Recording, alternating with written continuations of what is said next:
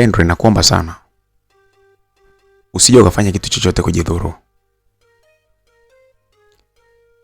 Na kuahidi kesho nitakaporudi kutoka shuleni, tukirudi jioni nitakueleza jambo ambalo naamini utalipenda. Lakini naomba usije ukajidhuru kwa sababu yoyote ile. Kumbuka wewe ndo mdogo wangu. Angalia usijidhuru kwa sababu yoyote ile. Naamini kitu nitakachokuambia nikirudi kesho jioni, naamini utakipenda. Una uhakika? Naamini hivyo. Sawa. Msikilizaji, mimi nilitoka pale. Kidogo nilianza kupata hueni kwa sababu niliamini mdogo wangu sasa yuko salama. Lakini swala kubwa nilikuwa nikiwaza sana, nitamweleza kitu gani hiyo kesho? Hivi nikubali kuingia katika mahusiano na mdogo wangu wa tumbo moja ili asije akajidhuru na kumpoteza, au nimkatae hatimaye awe katika hatari ya kujiua na kujipoteza? Nilikuwa na tafakuri kubwa sana msikilizaji. Niliona kama ni jaribio kubwa sana na ni mtihani mkubwa sana katika maisha yangu. Sasa pamoja na kwamba nilikuwa nimetoroka pale nyumbani, sipendi kusomea pale, nikiamini kabisa kwamba kuondoka kwangu pale na kwenda kusoma kwa rafiki yangu, ningekuwa nimefanikiwa sana kujiepusha na mtihani huu mkubwa wa dada yangu kunitaka kimapenzi. Lakini sasa ilikuwa imefika hatua ya hatari zaidi, kufikia wakati ambapo dada yangu yuko tayari kujiondoa duniani kwa sababu yangu mimi.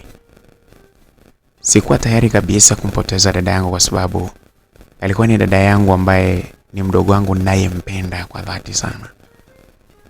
Na kwa namna yoyote, kwa sababu ni mdogo wangu tumbo moja, nisingependa kabisa aweze kupotea. Akili yangu ilikuwa inahangaika sana, nikiwaza sana kwamba ni jinsi gani ambavyo ninaweza nikamsaidia. Nilipoenda kusoma, niliamua sasa kuongea na rafiki yangu Saleh. Sikumweleza kila kitu Saleh kuhusiana na jinsi ambavyo mdogo wangu ambavyo anavyonifeel kimapenzi, lakini nilimweleza tu kwa njia ya hali ya userious. Nikamwambia, Saleh, mdogo wangu anakuhitaji kimapenzi, anataka uwe mpenzi wake. Nilianza kumdanganya vile, na Saleh akaanza kuniambia, bwana, hebu acha mambo yako, umeanza kuleta utani sasa hapa. Nilibidi nimsisitize, nikamwambia kwamba unaweza ukahisi kwamba nakutania, lakini mimi niko serious. Alafu wewe ni rafiki yangu, sitaumia hata kidogo, nitafurahi sana kama ukiwa shemeji yangu. Moyoni mwangu nilikuwa nikiumia msikilizaji, kumweleza Saleh vile, yaani mimi kumtafutia dada yangu mpenzi. Lakini ilinibidi nifanye vile ili kuepukana na tatizo kubwa sana ambalo lililokuwa linanisumbua la kutakwa na dada yangu. Saleh alianza kubisha sana, lakini baadaye nilimuonyesha userious mkubwa mpaka Saleh akaanza kukubali. Akaanza kuniuliza, ameniambia kwa wewe ndo amekwambia kwamba anakupenda, ananipenda, au wewe ndo unahisi? Nilimweleza Saleh kwamba mdogo wangu anampenda na huwa ananiambiaga anampenda. Nilimweleza kwamba natamani kuona mdogo wangu akiwa yuko na mpenzi wake, nimfahamu ni nani, ili niwe na uhakika kabisa kwamba mdogo wangu hawezi kateswa na mapenzi. Katika hilo nikamwambia kwamba kwa sababu mimi nimeamini kabisa kwamba wewe ni rafiki yangu, naamini mkiwa pamoja utakuwa na nidhamu ya hali ya juu na mdogo wangu hawezi akateseka kwa namna yote ile.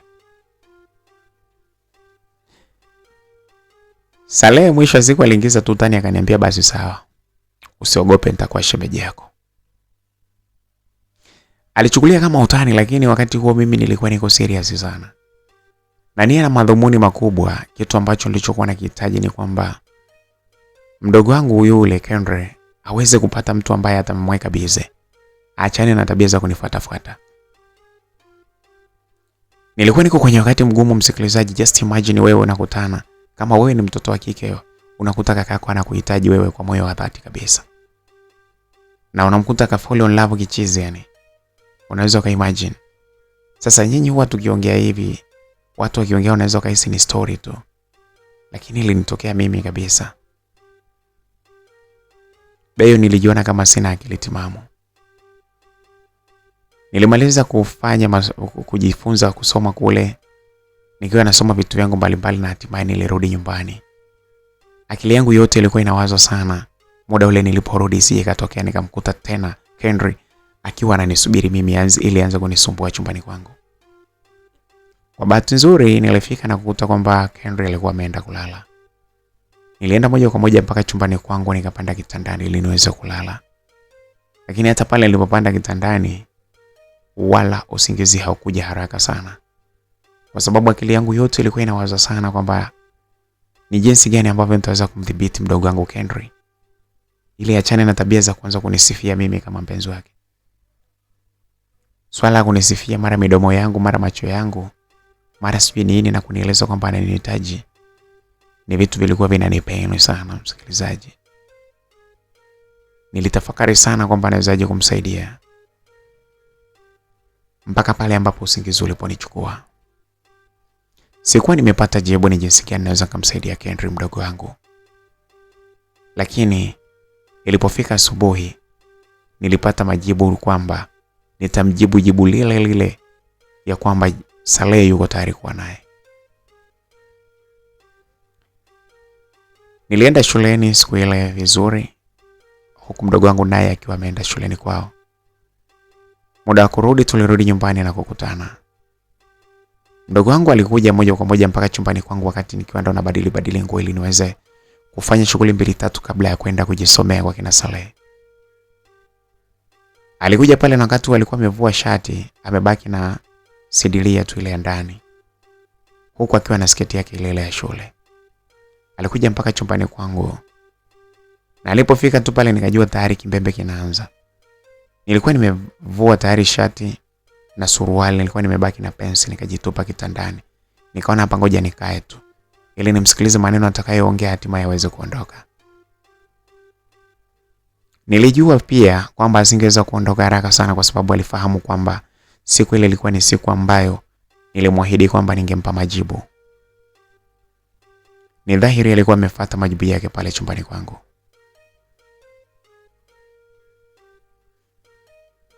Niambie. Natumaini kwamba uko kwa ajili ya nijibu jibu ambalo uliniambia nitalipenda. Msikilizaji, hapo ilikuwa ni muda ambapo tayari tulikuwa tumeshatoka shule siku ile. Nilitafakari kwa sekunde kadhaa kabla ya kutoa jibu langu ambalo nililokuwa nikitegemea kuweza kumpa. Kabla sijamjibu aliuliza kwa mara nyingine.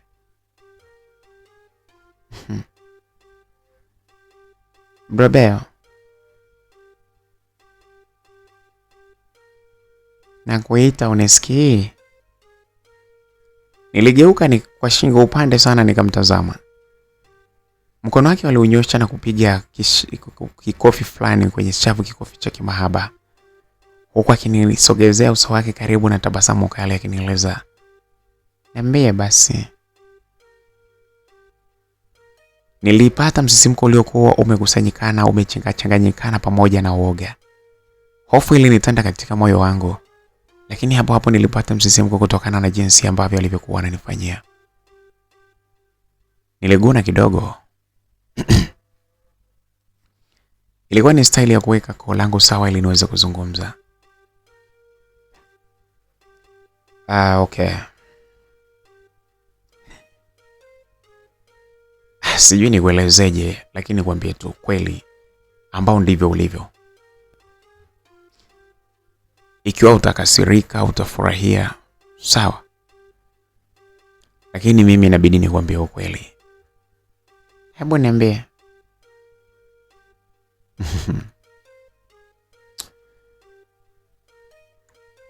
Unajua unahangaika na mimi, lakini kuna mwanaume anakupenda sana, yuko tayari kufanya kitu chochote kile ili mradi tu aweze kuwa na wewe. Unasemaje? Kuna mtu ambaye namfahamu mimi anahangaika sana ili aweze kukupata wewe. Kinachoniumiza ni kwamba wewe unang'ang'ania sana na mimi afu kuna watu wanakupenda sana. Hivi ndio kitu ambacho ulichokuwa umeniambia utanijibu hicho nitakachofurahi? Yaani ulivyoniahidi kwamba utanijibu nitafurahi ndo hilo au kuna mambo mengine unataka kuniambia?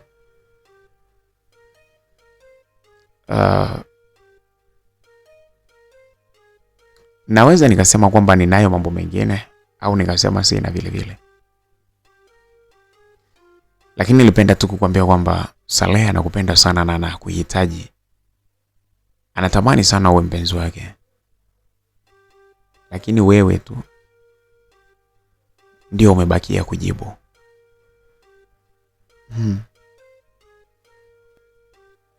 Hivi kaka Bea, mimi nimekueleza kwamba mimi namhitaji Saleh au nimekueleza kuhusu wewe? Mbona lakini unaninyanyasa hivyo? Kwa nini unanifanyia hivi lakini? Haya, hebu nijibu sasa nipe lile jibu ambalo leo niambia utanipa. Labda kama hujakumbuka tu, lakini kwenye kuzungumza nimeshakueleza kwamba Saleh anakuhitaji. Sasa Saleh mimi nimekwambia kwamba nina shida naye. Mdogo wangu, ungekubali tu kwamba mimi na wewe hatuwezi kuwa hivyo unavyotaka tuwe. Alafu kajiwekeza zaidi kupendana na mtu ambaye unayempenda sana na yeye anakupenda sana. Sikiliza nikwambie. Mtu ninayempenda sana ni wewe. Mtu ninayempenda sana ni wewe na sihitaji maelezo kwa mtu mwingine. Kama umekataa kabisa huhitaji kuwa na mimi, ni bora uniambie. Msimamo wangu ni ule ule kwamba siko tayari kuishi bila wewe. Nimekupenda na kupenda na kuhitaji na sitegemei kuishi bila wewe. Lakini hebu sikia, hivi unajua kwamba mimi ni kaka yako? Kwa nini unataka tufanye mambo ya aibu kiasi hiki? Unajua mdogo wangu, wewe ukiwa na Saleh mnakaa vizuri tu. Na isitoshe Saleh ni rafiki yangu. Kwa hiyo mkiwa naye ni vizuri tu, sijui kwa nini unaningangania mimi. Sitaki uniambie kuhusu Saleh. Mimi ndio ninayependa na moyo wangu umedondokea kwako.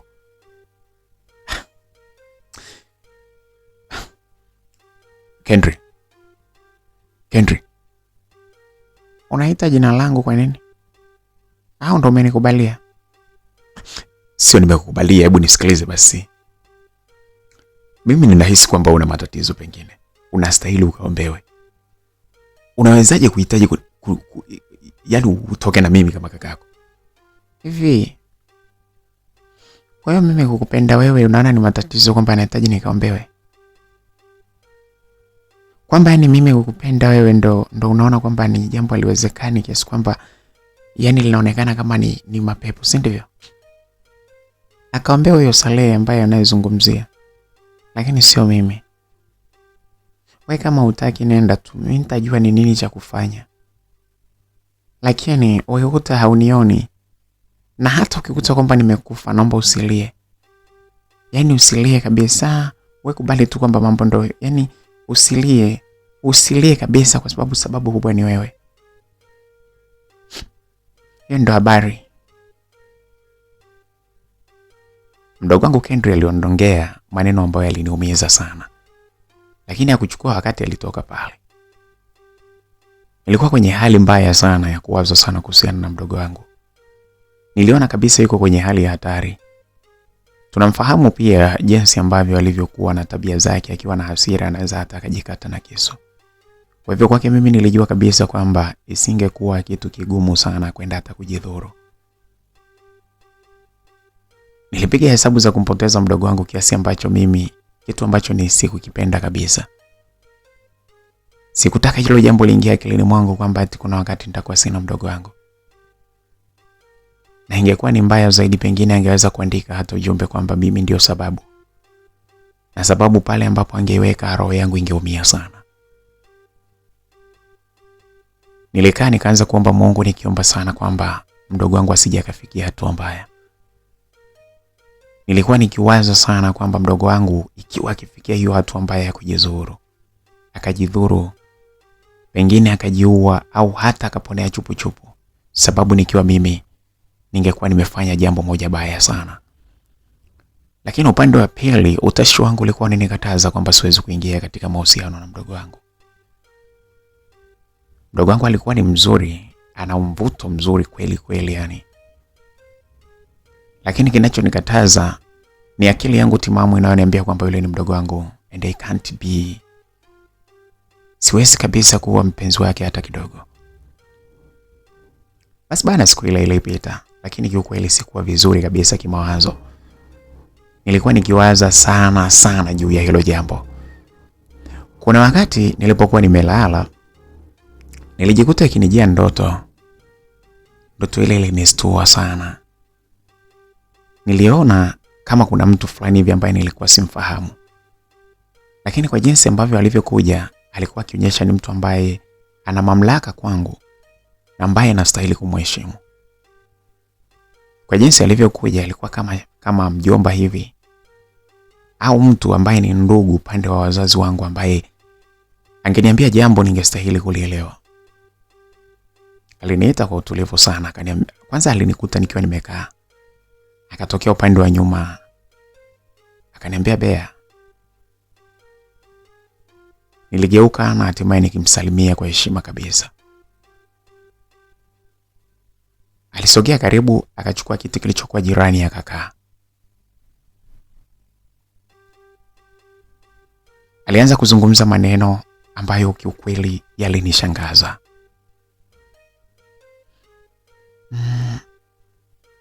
Bea, kuna hatari ya kumpoteza mdogo wako. Henry yuko hatarini kujitoa uhai. Na sababu anasema unayo wewe. Ikiwa umemchoka mdogo wako, endelea kubaki na misimamo yako. Lakini ikiwa unahitaji kuendelea kuwa na mdogo wako, badilisha misimamo yako. Henry atajitoa uhai muda wowote ule. Na hata sasa hivi sijui kama yuko salama. Hebu vunja hizo kuta ulizo nazo. Msikilize dada yako anachokwambia. Nilimuuliza mtu yule neno moja tu.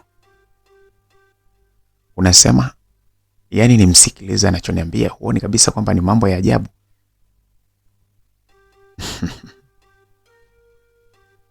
Msikilize mdogo wako. Pokea anachokwambia. Yani, msikilizaji, pale nilizinduka kwenye usingizi. Ndoto yangu ilishia pale. Sikumfahamu mtu yule, lakini kwa jinsi alivyokuwa anaongea na mimi, alikuwa ni mtu ambaye anastahili kuheshimiwa na mimi. Usingizi ule ulishindwa kurudi tena. Nilitafakari sana kwamba ni nani huyo anajia ndotoni. Mapigo ya moyo yalikuwa yanaenda mbio baada ya kuhisi kwamba mdogo wangu pengine anaweza kujizuru. Ilinibidi nishuke pale kitandani haraka sana, na moja kwa moja nilienda mpaka kwenye chumba cha mdogo wangu na kugonga. Hofu yangu ilikuwa ni kubwa sana. Nilikuwa nataka kuhakikisha kama Henry mdogo wangu ni mzima au la, kwa sababu ndoto ambayo niliyokuwa nimeiota ilikuwa imenistua nafsi yangu sana. Nilipogonga mlango, ni kama alikuwa anasubiri hivi. Alifungua mlango, nikamkuta akiwa amevaa nguo zake za kulalia. Umekuja? Ingia ndani. Nilipata kwanza furaha baada ya kuona mdogo wangu akiwa ni mzima wa afya. Niliingia mpaka ndani. Alifunga mlango. Alinikumbatia pale mdogo wangu na kuanza kunipigia busu nyingi sana. Alitoka kujifunika, kwa hivyo alikuwa na joto jingi sana. Kumbatio lake niliona jinsi ambavyo lilivyokuwa linanisisimua zaidi. Alinipigia busu nyingi sana huku akiwa amenikumbatia. Sikuweza kumkataza kwa sababu niliona kabisa kwamba hofu ambayo niliyokuwa niko nayo kule. Na hatimaye nimekuja pale na kumkuta mdogo wangu akiwa ni mzima wa afya. Aisee, furaha niliyokuwa nayo nilishindwa hata kumwambia asiendelee kunipiga maboso. Alikuwa amenikumbatia huku chuchu zake zikiwa zinagonga kabisa katika kifua changu na mimi. Alikuwa amenilalia kwenye kifua changu tukiwa bado tumesimama. Alinivuta vizuri na kunikokota. Tukafika mpaka kwenye kitanda na kukaa. Alianza kuniongelesha katika lugha ya mahaba sana, ambayo sikuelewa maana yake ni nini. Hata hivyo niliamini kabisa kwamba anaongea vile ili kuweza kunivuta na niweze kufanya tendo na yeye. Hofu juu ya kumpoteza Kendry ilikuwa ni kubwa sana. Nilikuwa nikiogopa sana nisije kumpoteza Kendry. Na hasa ukizingatia ndoto ambayo niliyokuwa nimeiota. Niliamua kwamba niweze kuwa mpole tu. Nilisema kwamba chochote atakachoniambia niko tayari kukifanya. Niliwaza itakuwaje kama nitaenda kulala alafu asubuhi niamke na kukuta taarifa kwamba mdogo wangu tayari amekwisha kujiua. Niliamua kukaa pale pale ndani. Niliendelea kumsikiliza jinsi ambavyo alivyokuwa anaongea. Bro Bear, ilikuwa iwe siku ya mwisho leo kuniona. Nilikuwa niko kwenye tafakuri ya mwisho na nilikuwa nimeshafanya maamuzi makubwa sana. Asubuhi mlango mngefanya kuvunja. Ni hivyo tu. Nilikuwa nimeandaa mazingira yote ya kuweza kujitoa uhai wangu. Maneno yale yalinifanya mimi moyo wangu uanze kwenda spidi sana. Mapigo yangu ya moyo yalizidi kuongezeka baada ya kusikia vile. Nilimtazama kwa umakini sana. Huku wakati huo akiwa amefunga kanga hapa juu na kigauni chake kifupi cha kulalia ikiwa kimeacha maeneo mengi ya mwili wake wazi. Mdogo wangu Kendry aliongea huku akiwa amenilegezea jicho kali sana. Nimekwambia siko tayari kuishi bila wewe. Na sipo tayari kukuona ukiwa na mwanamke mwingine tofauti na mimi. Hisia zangu ni kubwa sana kwako bro.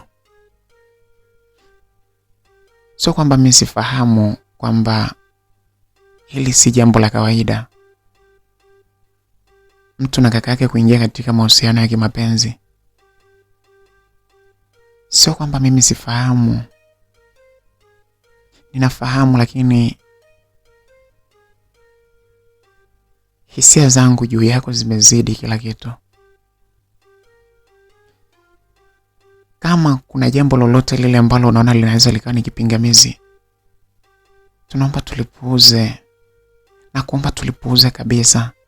Lakini uweze kubali kuwa mpenzi wangu. Kumbuka nakupenda sana. Hisia zangu zote zipo kwako, Bro Bear.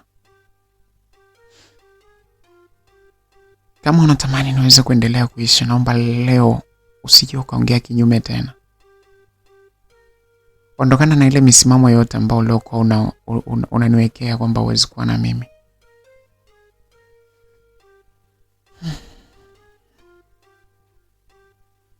Nakupenda sana. Nimeutunza mwili wangu siku zote kwa sababu yako. Mwanaume yeyote ambaye aliyekuwa ananihitaji nilikataa kwa sababu nilihitaji bikra yangu uweze kuitoa wewe. Nilihitaji uanze wewe kufanya mapenzi na mimi.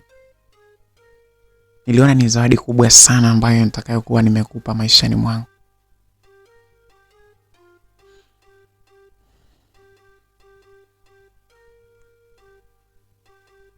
Kaka Bear.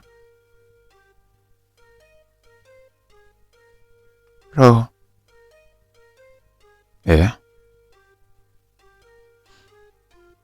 Naona imefika siku ya mimi na wewe kuanza rasmi mahusiano ya kimapenzi. Wewe ndio umeokoa uhai wangu muda huu.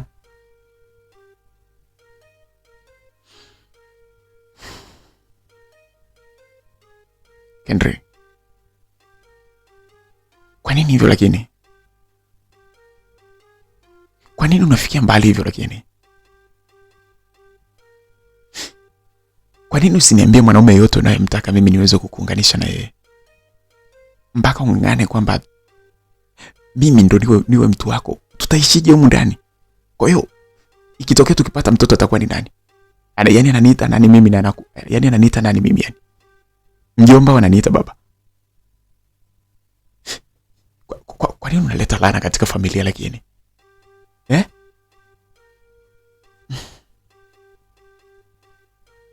Haya, toka chumbani kwangu. Naomba utoke chumbani kwangu niendelee na ratiba yangu. Ratiba gani lakini? Ratiba gani Kendri? Bro, sina kitu cha kuendelea kuongea na wewe tena kwa muda huu. Naomba utoke.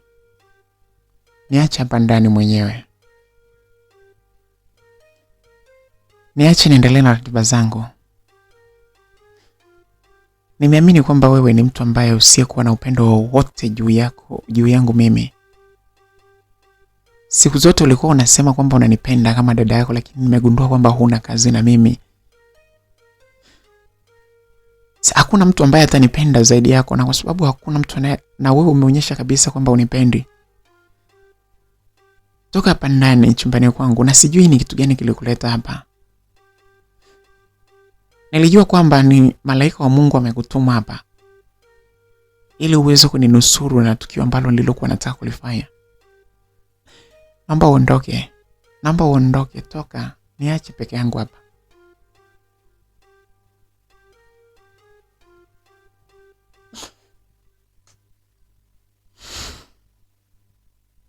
Kendri, unataka nikuache hapa ili ufanye nini? Niache tu. Niache niendelee na ratiba zangu. Mambo mengine mtajadili mimi nikiwa sipo, mtajadili nyinyi. Ondoka, niache. Nilikuwa kwenye wakati mgumu sana msikilizaji. Nilikuwa nikiwaza sana kwamba nikitoka pale ndani nikaenda chumbani kwangu, asubuhi pengine ningekuta mdogo wangu akiwa tayari ameshafariki dunia. Na kwa sababu tunamtazama yani ni mtu ambaye hasira zake zikipanda anaweza kujifanya kitu chochote kile. Nilijua kabisa kwamba alikuwa hatani. Kwanza kwa masaa yale kugonga mlango na kumkuta akiwa yuko macho. Na hatimaye akanieleza kwamba alikuwa yuko kwenye kufanya tukio baya la mwisho. Niliamini kabisa kwamba alikuwa hatani. Niliona jinsi ambavyo ninakwenda kumpoteza mdogo wangu Kendri. Mdogo wangu pekee ambaye niliyempenda sana.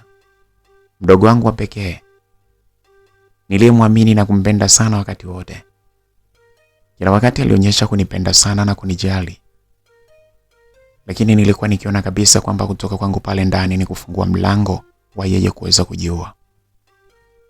Nisingekuwa na jambo la kufanya zaidi ya kuamua kukaa pale.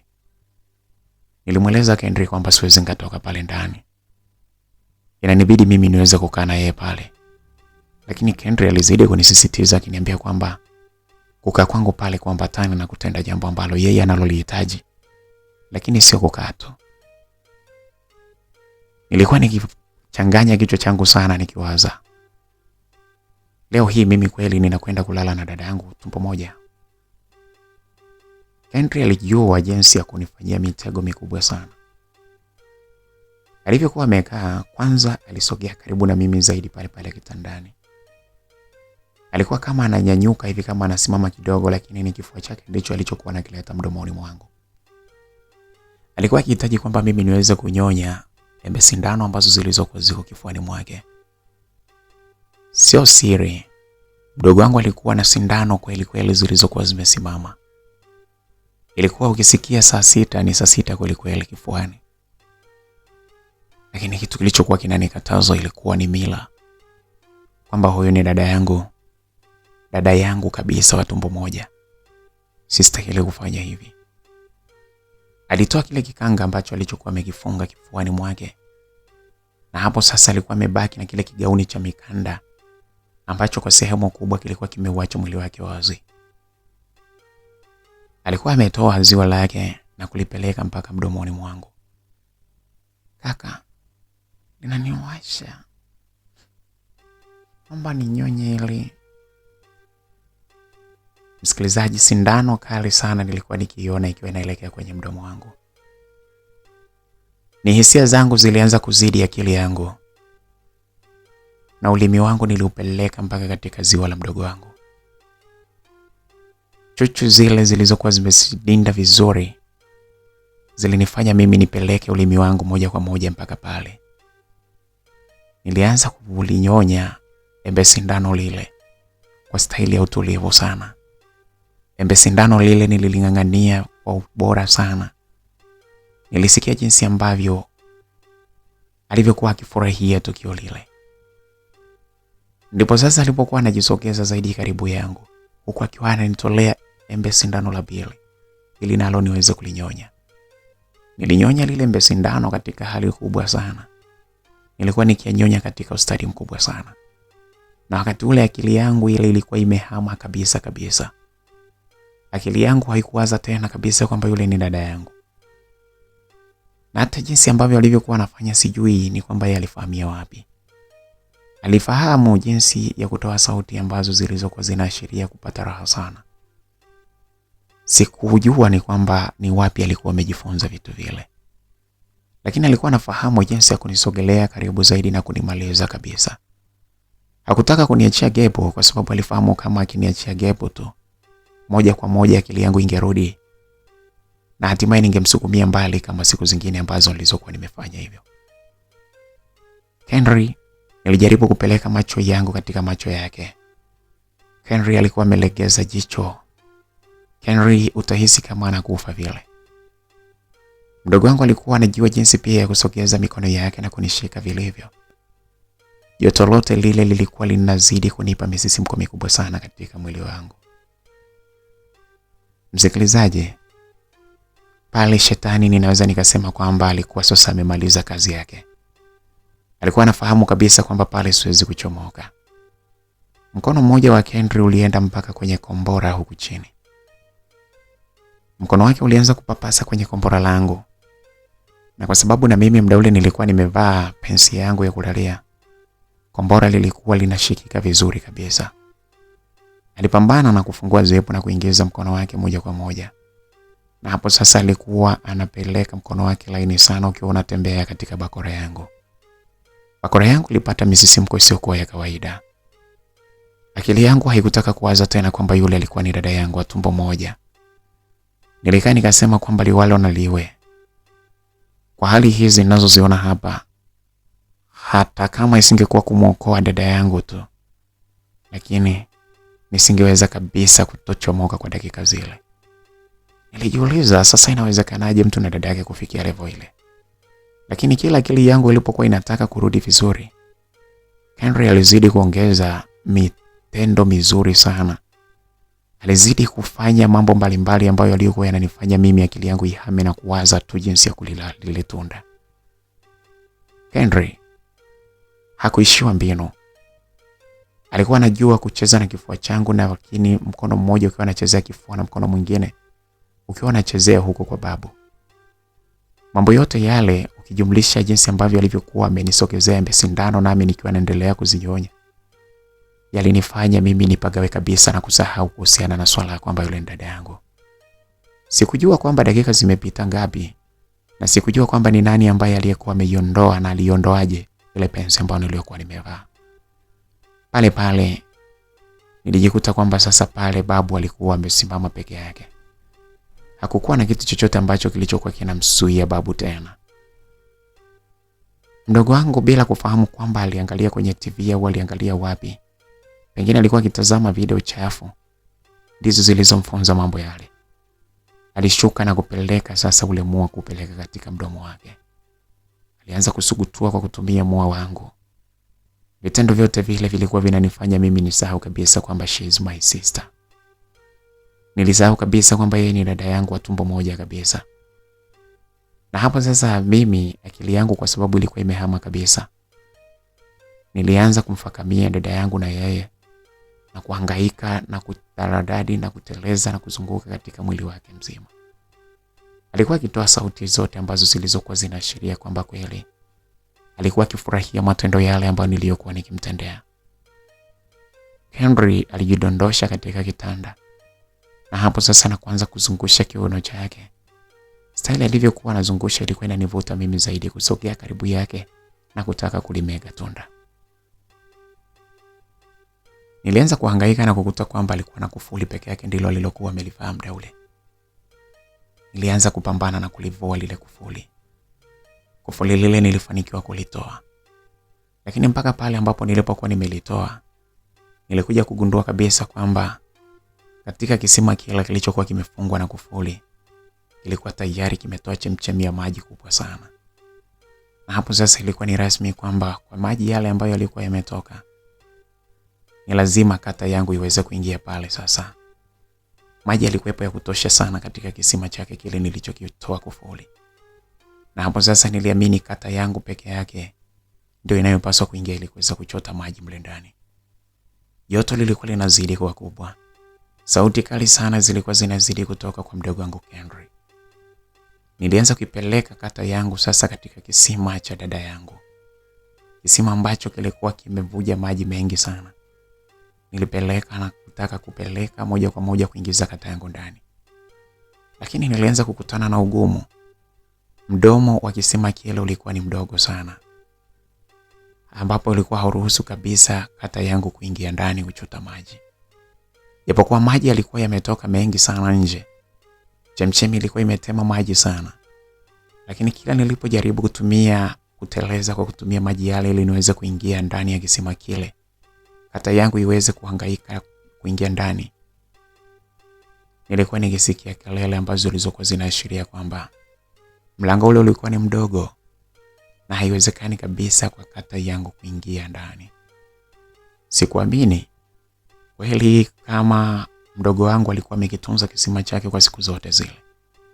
Niliyakumbuka maneno aliyokuwa ananiambia dakika kadhaa zilizopita, akinieleza kwamba amekitunza kisima chake na ametunza kila kitu chake kwa sababu alikuwa ananitunzia mimi. Sikuamini kabisa. Pale sasa kutokana na kelele nilizokuwa nikizisikia, sikutaka habari ile iweze kufika upande mwingine. Nilijua kwamba kelele zikiwa nyingi pale chumbani, baba au mama wangeweza kuja.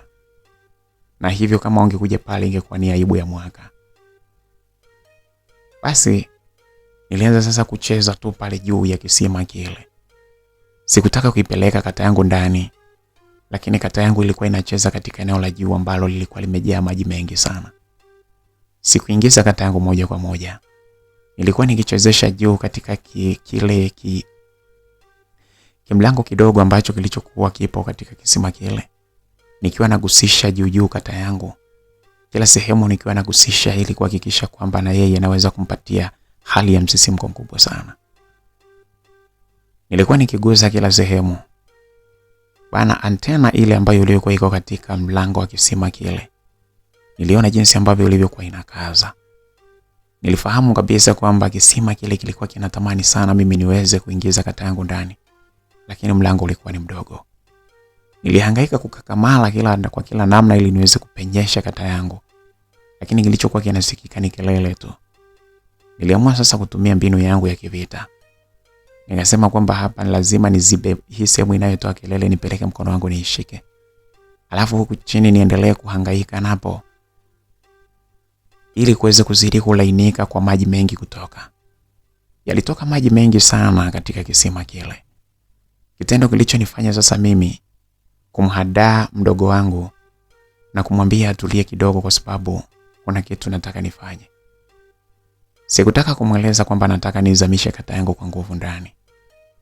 Lakini kwa sababu na mimi nilikuwa niko hai sana, nilikuwa nimepandisha monkari mkubwa sana wa kutaka kuyanywa maji ya kisima kile. Nilianza sasa kupeleka kama kustukiza kidogo hivi. Mdogo wangu alitaka kuruka kidogo hivi. Pale ndipo nilipopeleka mikono yangu katika mabega na kuhakikisha kwamba naenda moja kwa moja. Nilizamisha kata yangu katika kisima kile kwa nguvu. Kelele zilipigwa kwa kubwa sana, lakini zile kelele ziliishia katika mkono wangu ambao uliokuwa umeziba sehemu ambayo ilikuwa inatoa kelele. Nilikuwa nimefanikiwa kabisa sasa kufungua mlango wa kisima cha dada yangu. Nilihangaika pale na mimi kupiga kazi ile haraka sana. Kata yangu nilikoroga mle ndani ya kisima kile kwa nguvu sana. Japokuwa kulikuwa kumeambatana na maumivu makali sana, na huku kukitoka hali nyingine tofauti kabisa ya damu, lakini nilijitahidi kuhakikisha kwamba na mimi naweza kufanikisha kufunga angalau goli moja, nijaze angalau mtungi mmoja wa maji. Ndicho nilichokifanya bwana. Nilijikuta kwa mara ya kwanza kabisa nikiwa naachia kabisa goli langu nalifunga katika goli la dada yangu. Dada yangu alikakamaa pale kuonyesha kwamba hali ile ameipenda, lakini maumivu yamemuumiza sana. Nilitoa kata yangu pale ikiwa bado ina hamu sana ya kuendelea kubaki mle ndani. Lakini kutokana na hali ya malalamiko na mateso mengine ambayo aliyokuwa anayapata dada yangu, kutokana na kata yangu kuingia katika kisima chake, niliamua kutoa. Tamanio langu lilikuwa ni kuendelea. Nilipotoa tu sasa pale akili yangu ikarudi. Ilikuwa ni mithili ya mtu ambaye amezoea kujichua, ambapo anajichua akiwa anafurahi sana kujichua pale, lakini anapomaliza anaanza kujuta kwa sababu alishasema kwamba anataka aache ile hali. Ndio hali ambayo iliyokuwa imenikuta. Akili yangu ilianza kurudi. Japokuwa nilikuwa nikisema kwamba nimepata raha sana, lakini akili yangu ilirudi na kuniambia nimefanya upumbavu mkubwa sana. Pale wakati naendelea kuwaza vile, akili yangu iliendelea kurudi na kusema kwamba nimeokoa roho ya mdogo wangu. Mdogo wangu alinitazama katika hali ya kuremboa, huku akichukua dekio na kudeki katika kisima chake ili kuhakikisha kwamba panabaki salama. Alilalamika kwamba anaisikia maumivu kutokana na kisima chake kile kubomolewa kwa mara ya kwanza. Nilitamani nimbembeleze, lakini niliona ni upumbavu mkubwa sana. Mdogo wangu alizogea na kuanza kunilalia kwenye mabega yangu, huku akinieleza kwa maneno ambayo yalikuwa ya mvuto sana, kama tu ukiwa huna akili timamu. Lakini ukiwa na akili timamu na kufahamu kabisa kwamba huyo ni dada wa tumbo moja, maneno yale sio ya kuvutia, lakini ni maneno ya kuudhi sana. Kaka Bea, ninajua kwamba nimepata maumivu kwa wakati mmoja. Sikujua kabisa kama maumivu yanakuwa makali hivi, japokuwa nilishaambiwa kwamba nitapata maumivu kwa mara ya kwanza. Lakini nakushukuru sana kwa sababu umeweza kutimiza ahadi ambayo niliyokuwa ninatamani sana iweze kutimia. Nilijiwekea mikakati mikubwa sana kwamba mtu ambaye atakayevunja kufuli, atakayevunja mlango wa kisima changu ni wewe, kutokana na jinsi ambavyo ninavyokupenda sana. Nakushukuru kakaangu, wewe ndio umefanya hivyo. Nakushukuru sana. Naamini kwamba sasa hivi hutonisumbua tena, na hata mlango wangu hutosumbua tena. Sasa hivi mimi na wewe ni mwendo wa kupeana raha za dunia tu bila kipingamizi chochote, kama vile ambavyo ilivyokuwa kisima changu mlango wake unazuia. Asante sana kaka Bea. Asante sana, nakupenda kakaangu.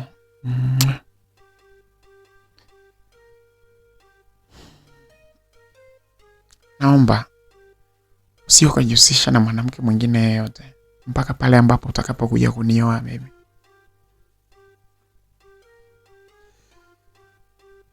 Unioe, tupate watoto wetu. Tafurahi sana kakaangu. Nilikuahidi kwamba mimi ninaweza nikajidhuru. Kwa kitendo ulichonifanyia, nimeamini kakaangu kwamba unanipenda na unatamani niweze kuendelea kuishi hapa duniani. nitazidi kuongeza upendo kwako. Nakushukuru sana kakaangu. Huu mwili ni wako, nimekutunzia. Fanya unachokitaka muda wote utakapotaka. Mimi nipo kwa ajili yako kakaangu. Na kidonda hiki kitakapopona cha wewe kuvunja mlango wa kisima changu, nitakupa kwa ukubwa zaidi uweze kuchota maji katika kisima changu hiki. I love you so much. Mdogo wangu Kendry aliongea maneno ambayo kama angekuwa ananieleza mpenzi mwingine, yangekuwa ni maneno ya kuvutia sana katika moyo wangu na akili yangu. Lakini maneno yale, kwa sababu akili yangu ilikuwa imerudi, nilikuwa nikiyaona kama uchafu mkubwa sana. Nilikuwa nikitamani kumlamba kofi la mdomoni ili asiendelee kuongea maneno ya ajabu ajabu kama yale. Wakati ule nikiwa mimi najutia sana kufanya kitendo kile, lakini mwenzangu alikuwa amefurahi sana. Lakini maneno yale niliamua kuyapuuza na sikutaka kuleta shida yoyote pale ndani. Niliogopa nisije nikawa nimefanya vile alafu nikampiga. Alafu akaamua kujichukulia maamuzi magumu. Angeweza kufanya maamuzi hata ya kujidhuru, alafu nikawa sijafanya kitu chochote pamoja na kufanya na yeye, lakini bado nikawa sijaokoa nafsi yake. Niliamua kuyapuuza na kukaa kimya. Nilikaa kwa dakika kadhaa pale nikiwa naendelea kufurahia lile kumbatio ambalo nililokuwa nimepewa na mdogo wangu. Na hatimaye nilimweleza kwamba basi naomba mimi niondoke hapa. Alinipiga busu la hapa mgongoni karibu na shingo hapa kwa chini hapa. Na hatimaye akaniambia sawa. Nakushukuru sana kakaangu. Nilitoka pale nikiwa na tafakuri kubwa sana. Nilihisi kama pengine ni mapepo ambayo yameingilia familia yetu, na ndio maana yanaamua kuja mpaka nikiwa nimelala na kuja katika ndoto. Nilitoka pale nikaingia chumbani kwangu. Nikawa naendelea kufikiri sana. Nilifikiri mpaka usingizi uliponichukua tena, na hatimaye niliamka alfajiri saa 11 na dakika 22. Nilitafakari, na jambo la kwanza lilokuwa linakuja nilikuwa ni kuwaza kwamba ina maana tayari mimi nimelala na mdogo wangu. Nilifikiri sana nikisema, vipi kama ikitokea kwamba ameshika ujauzito? Ni nini kitatokea kama tu atakuwa ameshika ujauzito mdogo wangu? Nilifahamu kwamba itakuwa ni aibu kubwa sana. Sikuwa na amani kabisa katika moyo wangu. Nilichokuwa nikitamani sana nilikuwa ni kwamba niweze kukutana naye asubuhi ile na kuhakikisha kwamba namuelekeza ili aweze kutumia dawa hata P2 ili asije akapata ujauzito. Nilitafakari sana, na hatimaye pambazuko liliingia na mimi nilikuwa ninajiandaa kwa ajili ya shughuli zangu zingine za kwenda shule. The same tu mdogo wangu alikuwa anajiandaa, lakini nilipokuwa nikimwangalia hata jinsi ambavyo alivyokuwa anatembea, alikuwa anaonyesha ni anatembea kwa kuchechemea, japo alikuwa anajificha ili sifahamike kwamba anachechemea. Binafsi nilikuwa nikifahamu kabisa kwamba anachechemea kwa sababu ile loku nilikuwa nimeitoa usiku ule. Na hapo sasa alikuwa anachechemea kutokana na maumivu ya loku ile niliyokuwa nimeitoa. Kuna wakati nilikuwa nikijiona mjanja, lakini kuna wakati nilikuwa nikijiona fala sana. Nilikuwa nikijiona mjanja, lakini muda mwingine nikikumbuka kwamba ninajiona mjanja kwa kumfungua mlango dada yangu wa tumbo moja, nilikuwa nikijiona kwamba mimi ni mpumbavu mkubwa sana.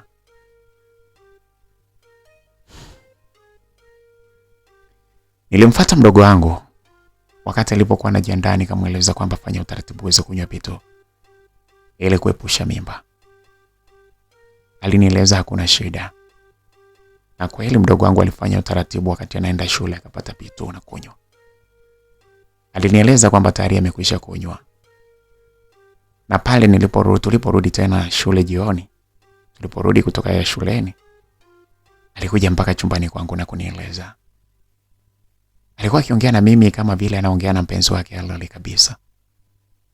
Akili iliyokuwa inakuja kwamba yule sisi ni ndugu ilikuwa inakuja upande wangu tu. Sidhani kama kwa mdogo wangu alishawahi kufikiri kwamba mimi na yeye ni ndugu, kwa hivyo tupaswe kufanya vile. Sidhani kabisa. Sidhani kabisa kama alikuwa anawaza hivyo. Alikuja pale akawa amenieleza kwamba alikunywa vitu. Nikamweleza alifanya kitu cha maana, lakini naomba nikwambie kitu. Hebu niambie. Nafikiri kitu ulichokuwa unataka nikifanye nimekwisha kukifanya. Japokuwa nafsi yangu inajutia sana kufanya jambo hilo, lakini hilo jambo najua ni siri yangu mimi na wewe. Na nakuomba liweze kubaki kwa siri yangu mimi na wewe mpaka tunakufa. Asije kafahamu kabisa kwamba mimi na wewe tuliwahi kudate.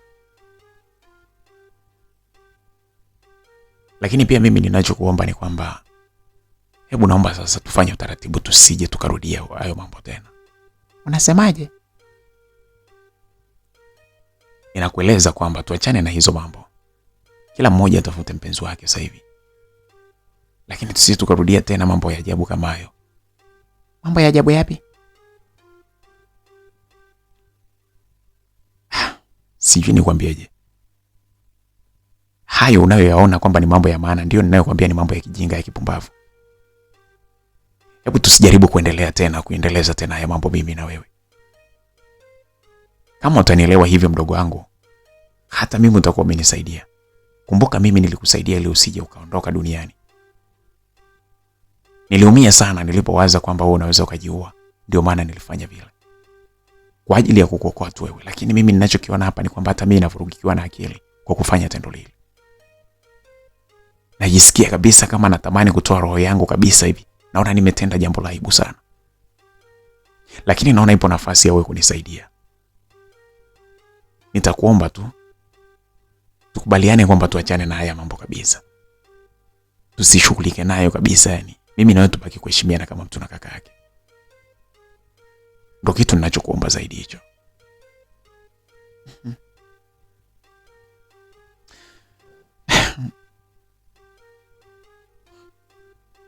Hivi bro Bear,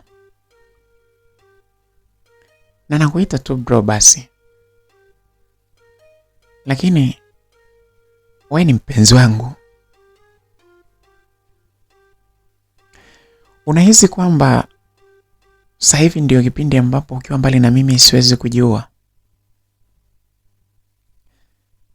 Nataka tu nikwambie kwamba muda wowote ule ambapo utajaribu kuwa mbali na mimi, nitajitahidi mimi kwenda mbali zaidi. Ikiwa utaamua kwenda mbali na mimi nitaenda mbali zaidi ambapo hutaniona siku zote za maisha yako. Ukiniacha mimi, na mimi ndio mwisho wa kuendelea kuishi huku duniani. Ninasubiri tu wiki moja iweze kuisha hapa. Alafu tuanze kupeana vitu ambavyo ndio dunia yenyewe. Ndio kitu ambacho ninachokisubiri. Hayo mambo ya watu sijui vipanda ikashuka na nini mimi sitaki kuyafikiri. Maisha ni wewe mwenyewe unavyoamua. Ndio maana kuna watu wanaamua kuwa walevi wa pombe, wengine bangi, masigara na kadhalika. Ni mtu aliamua. Mimi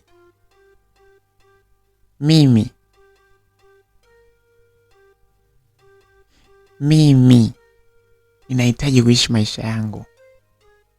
Na furaha yangu iko kwako. Maisha ni mtu mwenyewe. Sihitaji kabisa kuruhusu watu wengine waingie katika maisha yangu kwa sababu watanitesa. Wiki ikiisha ndipo nitakapokuonyesha. Nitakuonyesha ni jinsi gani ambavyo mimi nayajua. Japokuwa mimi ni mgeni kufanya, lakini nimefahamu, nilijifunza mambo mengi sana hata kabla ya kuanza kufanya. Wewe kubali tu kwamba wewe ni mtu wangu kama unahitaji niweze kuendelea kuishi. Na kuhusu habari ya kwamba eti iwe siri.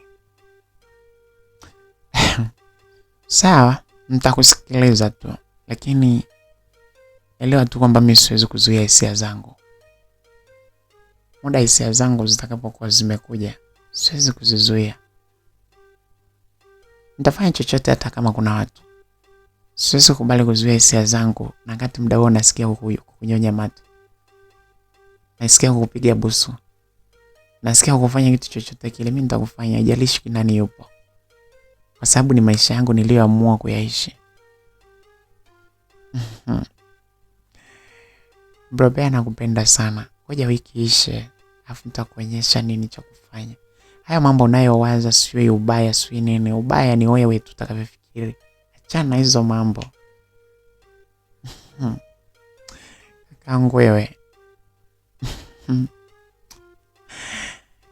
Msikilizaji, mdogo wangu Kendry aliendelea kuonyesha mapozi mbele yangu. Alikuwa ananengeneka mbele yangu huku akipeleka mikono yake yote miwili na kushika katika dodo zake kifuani. Uso alikuwa anaulainisha na kulegeza, macho alikuwa anayalegeza. Kitendo kile kilikuwa kinanifanya mimi nizidi kupata hisia nyingi. Nilikuwa nikitazama ni kwamba huyu mdogo wangu ni kitu gani anakitaka. Ile alikuwa amenipa ahadi kwamba wiki kisha atanionyesha jinsi gani ambavyo anaweza kufanya hayo mambo zaidi. Wakati anazungumza sikuwa nikihitaji kabisa hayo mambo tuweze kuyarudia. Lakini nilipokuwa nikimtazama jinsi ambavyo alivyokuwa anajua kunionyesha maringo pale mbele yangu, nilitamani hata hiyo wiki isiishe tu, tuendelee hata siku ile ile. Roho yangu ilikuwa inatoka na kurudi. Nilikuwa akili yangu inakuja inatoka. Inaingia inatoka. Wakati ilipokuwa inatoka nilikuwa nikimuona mdogo wangu kama chombo kizuri sana na ni sehemu ambapo napaswa niendelee kupiga kazi. Lakini akili yangu ilipokuwa inarudi nilikuwa nikijilaumu sana ni kwa nini nimedate na mdogo wangu wa tumbo moja. Ilibidi niwe mpole na kukubaliana na maneno ambayo aliyokuwa anazungumza mdogo wangu Kendry. Mdogo wangu Kendry alitoka pale. Akili yangu ilirudi na kutafakari ni kwamba ni jinsi gani ninaweza kuchomoka katika penzi kati yangu mimi na mdogo wangu. Nilifahamu kwamba wiki ikiisha sasa hapo kuna uwezekano mdogo wangu akataka kuhamia kabisa chumbani kwangu. Akili yangu ilikuwa inawaza itatokea vipi kama akipata ujauzito. Mengine yote tunaweza tukafanya ikawa siri. Lakini ikitokea akipata ujauzito hakutakuwa na siri tena, na hasa ukizingatia kwamba yeye still ni mwanafunzi wa kidato cha 3. Msikilizaji, niliwaza sana na hata nilipokuwa nikienda shule bado akili yangu ilikuwa inawaza tukio lile.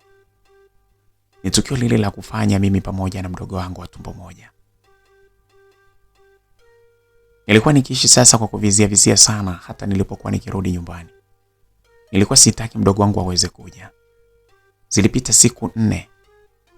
Homoni zangu mwilini zilianza kuniambia kwamba ninahitajika nifanye tendo lile. Sehemu ambapo nilikuwa na uhakika wa kuweza kuipata ilikuwa ni kwa mdogo wangu Kendry, na wala sio sehemu nyingine. Kwa watu wengine ilikuwa inapaswa nifuate process ndefu sana. Nilijikuta nikiwa nimekaa pale kila nilipokuwa nikimwangalia mdogo wangu akipita. Nilikuwa naanza kumezea mate mdogo wangu kwa mara nyingine. Nilitafakari nikasema kwamba ile wiki ambayo aliyokuwa amesema iishe si bora ingeisha haraka. Muda wa kwenda kulala ulipofika. Kama kawaida sisi wanafunzi hatuwezi kulala pale pale. Ni lazima wakati watu wengine wakiwa wanatawanyika kwenda kusoma, sisi ni kwenda kulala, sisi lazima tukae tutie msuli kidogo kwanza. Nilimuita mdogo wangu chumbani kwangu. Hapakuwa na mashaka yoyote japokuwa ulikuwa ni usiku. Hakuna mzazi aliyetilia shaka kwa sababu alifahamu kwamba mimi na Kendry ni mtu na mdogo wake. Walifahamu kabisa kwamba namuita tu ili aweze kusoma. Kendry alikuja mpaka pale ndani kwangu. Lakini Kendry alikuwa anafahamu kabisa ni jinsi gani anaweza akaja mbele yangu. Hakuja kizembe kabisa. Alikuwa amekuja na nguo zake za kulalia chumbani kwangu. Alikuja pale ili tuweze kusoma. Sababu nilimuita nikimueleza kwamba aje niweze kumuelekeza kitu. Kendry alikuja amekaa. Alipokaa pale, kigauni kile kutokana kwamba kilikuwa ni kifupi kilikuwa kimepanda juu. Nilianza kumuelekeza kitu, lakini akili yangu yote na macho yangu yalikuwa yanaenda moja kwa moja kutazama katika jinsi ambavyo gauni lake lilikuwa limeondoka na kuacha sehemu ya mwili wake ikiwa kama ambavyo alivyokuwa amekaa. Hisia zangu zilizidi kunivuta. Nilizidi kutamani sana kwamba niweze kufanya michezo ya ajabu tena na mdogo wangu. Ama kweli bana, pepo asahau nyumba ya kale ilimotokea. Hisia zilizidi kuniteka pale. Niliamtamani sana niweze kujizuia, nisije nikathubutu kufanya kitendo kile. Sababu nilifahamu kama mimi nikimwanzishia itakuwa ni ngumu sana pale ambapo atakapohitaji yeye muda mwingine kumwambia kwamba sihitaji. Niliogopa sana ile tabia isije ikawa ndio desturi yetu sisi pale ndani. Henry alikuwa wala yeye hana shida. Mapozi alikuwa anayaonyesha utaisi kwamba yupo kwa mtu wake mwingine kabisa ambaye ni mpenzi wake. Jicho lake lilikuwa linalegea. Alikuwa anafahamu ni jinsi gani ya kunitazama. Mikono yake haikukaa ikatulia. Ilikuwa inakuja na kunikumbatia kabisa. Alikuwa anafahamu kunishika mpaka kwenye mbavu na kila maeneo. Hisia zilikuwa zinazidi kunipanda sana. Sio siri, mimi moyo wangu ulikuwa unaumia sana. Japokuwa kuna namna nilikuwa nikiona kama ni jambo la kifahari, lakini akili yangu ilipokuwa inarudi ilikuwa inaona kabisa ni mambo ya kipumbavu makubwa sana.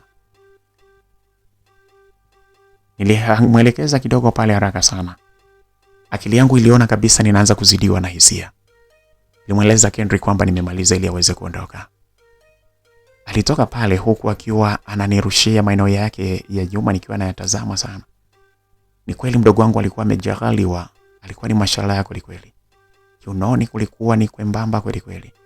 Lakini sehemu ya chini ya makalio ilikuwa kubwa sana ya kuvutia. Mdogo wangu ni kama vile alikuwa amechorwa vile. Kifua chake kilichokuwa kinatuna vizuri alikuwa akikitoa pale ndani kwa maringo makubwa sana. Sio siri aliniacha mimi huku nikiwa nimekaza vibaya mno. Mzee wangu huku alikuwa amekaza vibaya sana. Alikuwa anatamani sana aweze kudumbukia katika kisima kile. Kata yangu ilikuwa inatamani kuingia katika kisima kile kwa mara nyingine. Lakini sehemu ya akili yangu ndio ilikuwa inakataza kwamba nisiweze kufanya vile. Henry alitoka pale ndani kwangu, nikabaki niko peke yangu pale. Nilitaka kuendelea kupiga msuli, yani kuendelea kujisomea, lakini akili yangu yote ilikuwa inawaza sana. Ilikuwa inawaza sana vitendo vile ambavyo Henry alivyokuwa amenifanyia pale. Ni kama akili yangu ilianza kurudi ikaniambia, "Bea, ni upumbavu gani huu ambao unaotaka kufanya tena? Dada yako wa tumbo moja huyo. Unataka kuendekeza mambo ya kijinga."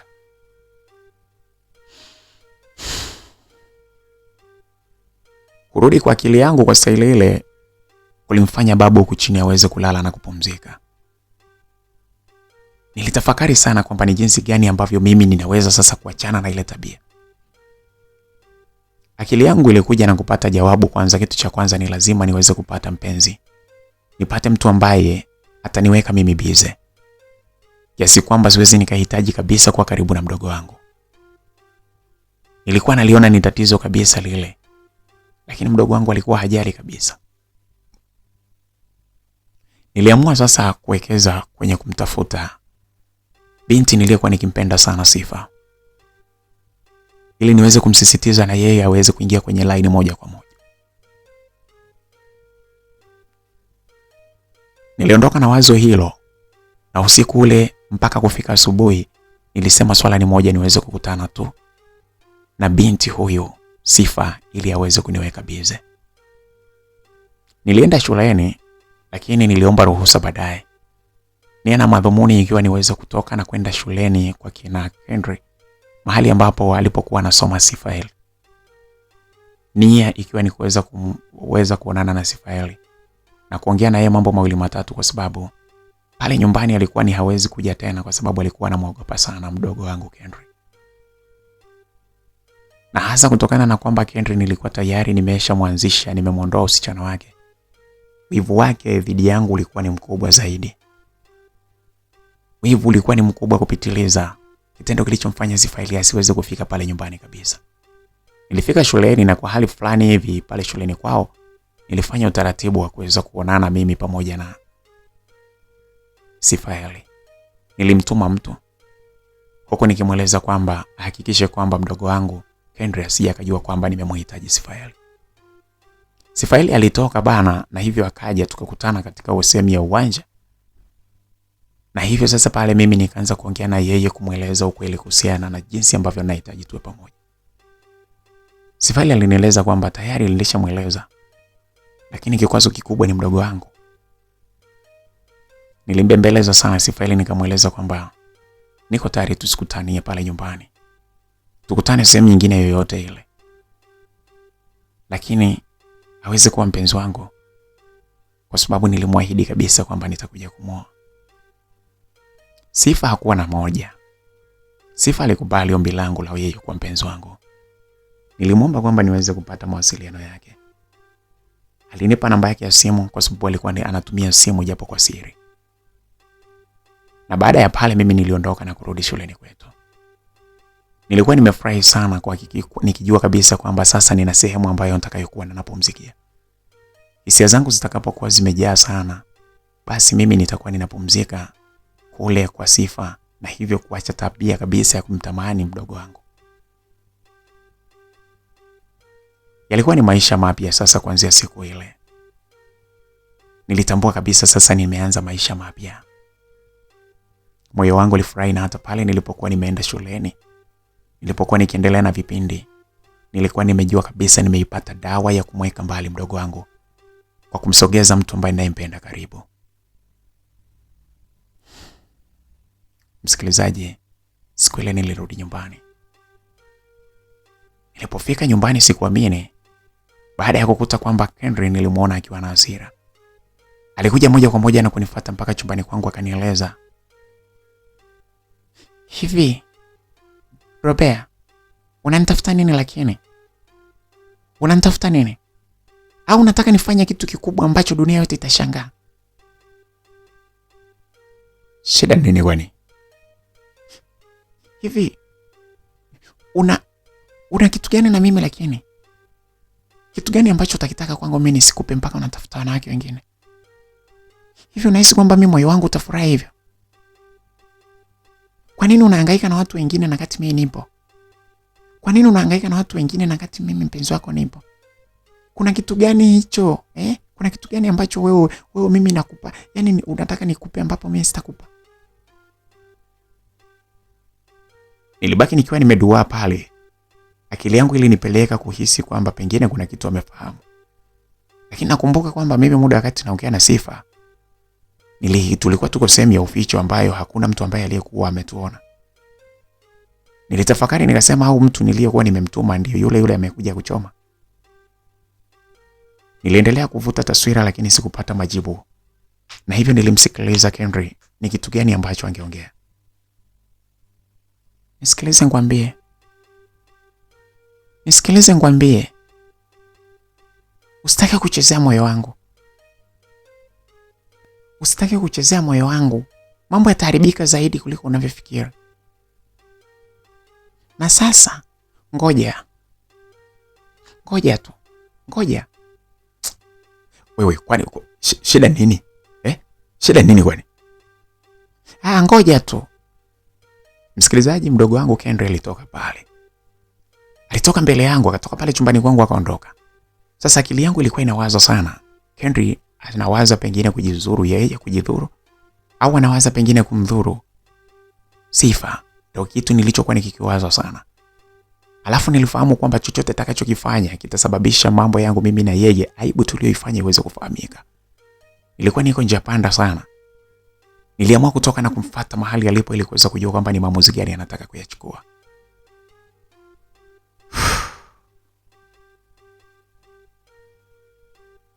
Msikilizaji, hiyo ndio sehemu ya pili ya simulizi hii. Naomba tukutane katika sehemu inayofuata. Sehemu inayofuata itakuwa ni sehemu ya 3. Mungu akubariki sana unavyoendelea kufuatilia kisa hiki. Kila jambo linalozungumzwa hapa ni jambo halisi kabisa. Tukutane katika sehemu inayofuata, na kama bado hujabonyeza neno subscribe basi usiache kubonyeza. Nilikuwa nikikuletea simulizi hii ni mimi BHB wa Makala Simulizi. Tukutane katika sehemu inayofuata. Usiache kubonyeza neno subscribe, kulike, kucomment, lakini vile vile na kushare. Bye bye.